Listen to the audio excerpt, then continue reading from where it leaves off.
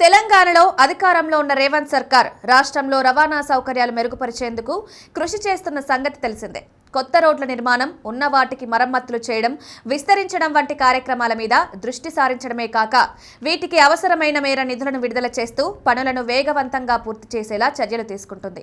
ఈ క్రమంలో తాజాగా రేవంత్ సర్కార్ తండాల్లోని రోడ్లను అభివృద్ధి చేయడం కోసం 28.45 కోట్ల రూపాయలు విడుదల చేసింది.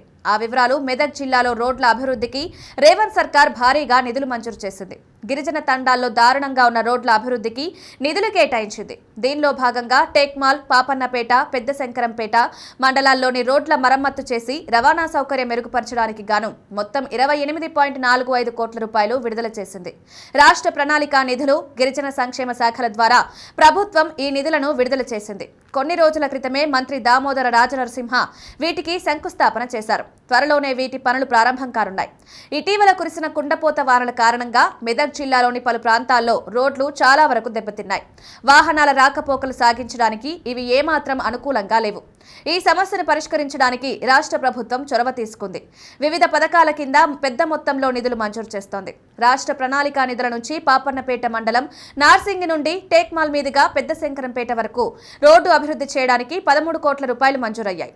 పాపన్నపేట మండలం కొత్తపల్లి నుండి సంగారెడ్డి జిల్లాలోని చింతకుంట వరకు రోడ్డును పటిష్టం చేయడానికి 4 కోట్ల రూపాయలు విడుదల చేశారు. టేక్మాల్ నుండి ధనూరా వరకు రోడ్డు అభివృద్ధి చేయడం కోసం 3 కోట్ల రూపాయలు విడుదల చేస్తూ ప్రభుత్వం ఉత్తర్వులు జారీ చేసింది. రోడ్ల మరమ్మత్తు కోసం గిరిజన సంక్షేమ శాఖ నుంచి కూడా నిధులు విడుదలయ్యాయి. ST/SDF RNB రోడ్డు నుంచి వెంకటాపురం తండా వరకు బీటీ రోడ్డు వేయడానికి 3.26 కోట్లు మంజూరయ్యాయి.